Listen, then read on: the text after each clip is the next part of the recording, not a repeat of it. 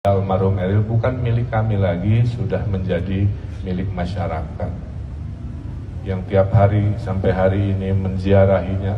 Banyak sekali. Tadi malam ada testimoni Pak katanya, waktu Eril bubaran di ITB, banyak orang nggak bisa nyebrang karena lalu lintas padat.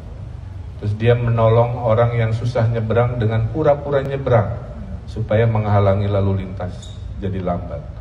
Setelah orang tua itu terseberangi, si Eril balik lagi menandakan ya dia bukan mau nyebrang, dia niatnya menolong tapi gak mau kelihatan menolong, kira-kira begitu dengan cara. Nah, hal sekecil itu ya Bapak Ibu dan adik-adik, mudah-mudahan jadi contoh ya, bahwa usia boleh muda tapi panjang umur dengan kebaikan-kebaikan. Syederalun, viral di media sosial momen Atalia Praratya, istri Gubernur Jawa Barat, tengah berjoget TikTok di SMA Negeri 3 Bandung. Acara tersebut yakni perpisahan sekolah putrinya, yakni Zara.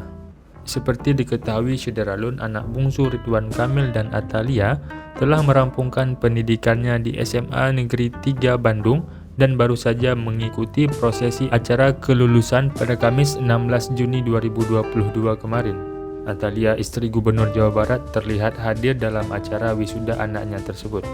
Momen Atalia itu terekam kamera dan tersebar di media sosial.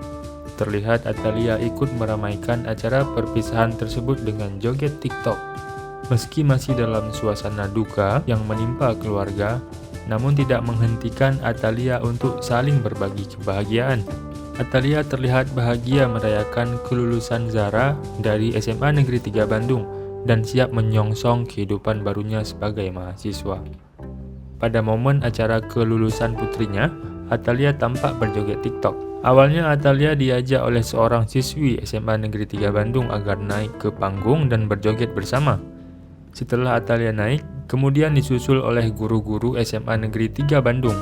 Saat musik TikTok berbunyi, Atalia dan semua orang di sana tampak berjoget mengikuti alunan musik.